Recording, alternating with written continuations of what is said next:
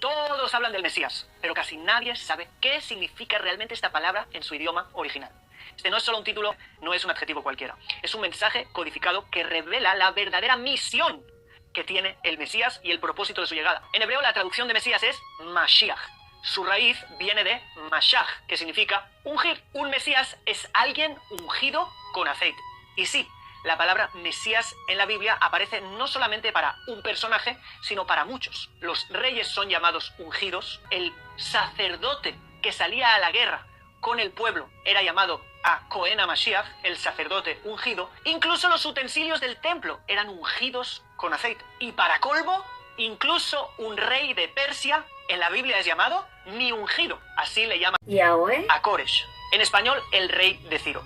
Ahora, cuando leemos en hebreo la palabra Mashiach y la conectamos directamente con la unción con aceite, esto nos lo explica todo. Ahora podemos entender mucho más cuando meditamos en la esencia del aceite. El aceite es algo apartado. Si tú pones aceite en agua, el aceite nunca se va a mezclar. Es por eso que cuando queremos darle una importancia separada al resto, lo hacemos con aceite. Esa es la señal. Estos utensilios no son igual que el resto, sobresalen al resto. Esta persona sobresale al resto. Ese es el sentido de la unción. Pero hay uno más profundo, y es que el aceite se usaba para dar luz, para encender velas y dar luz. Y la luz es el concepto más espiritual que tenemos en lo terrenal. Así que el concepto de Mashiach es para darle también un grado de apartado, de pureza, de ruach, superior a aquello que se unge. Espero que después de conocer la raíz original de este término, te haya quedado más claro este concepto. ¿Es cierto que Ciro o Cores significa horno de fuego? Por si algo, el nombre en sí significa horno de fuego. En Persia era el nombre del sol. ¿Y por qué en Esdras 1:1 aparece el nombre de Cores con Vav y en Esdras 1:2 aparece sin Vav? Una de las cosas que se puede decir es que al estar al puro principio y después ya no estar, hace que uno preste la atención a esa letra. La letra Vav, que como he dicho es una de 4 letras que son las del nombre Yonah, que a veces están o desaparecen de los nombres, como en el caso del nombre Yahushua, que en una ocasión se escribe con una Vav y en otra ocasión se escribe con 2 Vavs. Entonces una Vav se le quita básicamente, al igual que aquí la Vav de Ciro o Koresh es quitada y eso hace que uno preste atención. Y repito, el último representado aquí viene al finalizar el 6º milenio, que es el valor numérico de la letra Vav, y viene como hijo de hombre. Primero está, después no está. Por ende se puede entender como al final del 6º milenio aparecería y después desaparecería. El último como la Vav, puesto que la Vav, además de ser el valor numérico 6, representa al hombre. El último viene como el hijo del hombre. Por ende sería en el primer año de Ciro, como cuando aparece, ahí tiene la Vav, rey de Persia, o sea, de los espléndidos, para que se cumpliera la palabra de Yahweh, anunciada por boca de Yirmiyahu. Curiosamente Yirmiyahu profetiza muchísimo acerca de lo que Ciro representa. Y Yirmiyahu significa a quien Yahweh designó. Dice, despertó Yahweh el espíritu de Ciro. Despertó Yahweh el espíritu de Ciro. No está la Vav, rey de los espléndidos de Persia, el cual hizo pregonar de palabra y también por escrito en todo su reino este decreto. Así ha dicho Ciro. Aquí vuelve a aparecer sin la letra Vav. También algo de la letra Vav es que es un clavo. Por ejemplo, cuando se usa en un verbo, se mete en el centro de la palabra, se está indicando que la palabra está conjugada en presente, como que se está clavando al presente, al tiempo en el que se está.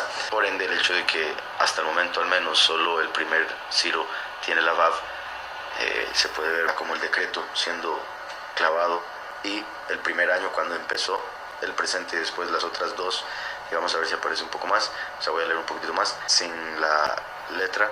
Dice, así ha dicho Ciro, rey de Persia, Yahweh, el poderoso de los cielos, me ha dado todos los reinos de la tierra y me ha mandado que le edifique una casa en Jerusalén, que está en Yahudá. Esto representa, ¿verdad?, como el último construye el templo de Yahweh, que son los 144,000 escogidos, cada uno como una piedra.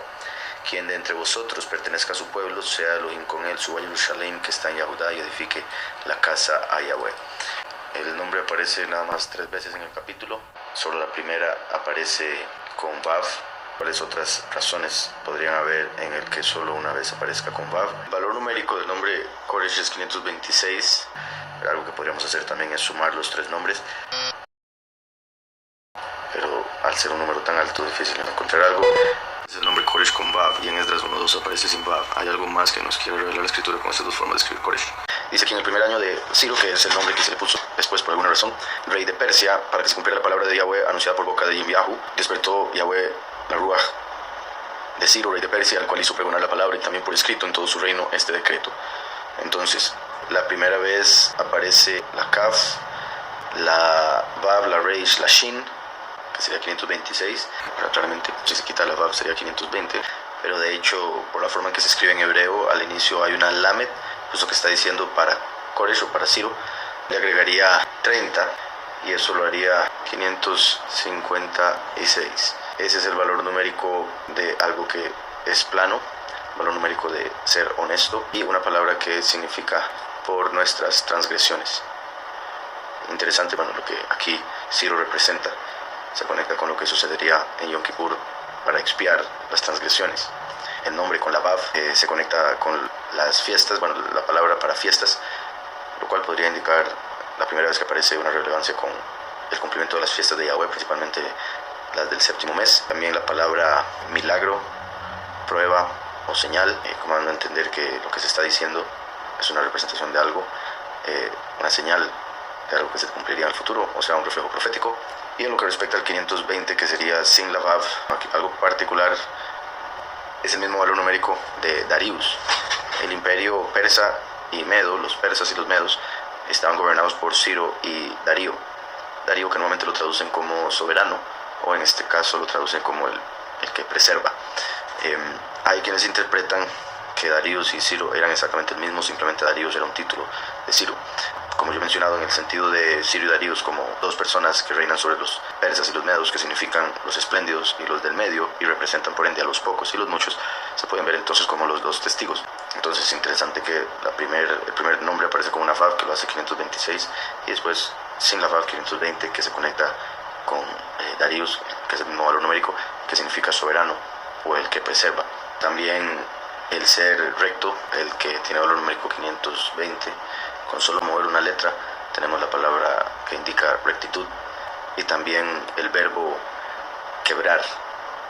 Y eso es particular porque en Miqueas vemos, bueno, el que abre caminos, en una traducción lo ponen como el que quiebra lo que esté en el medio del obstáculo para poder abrir camino.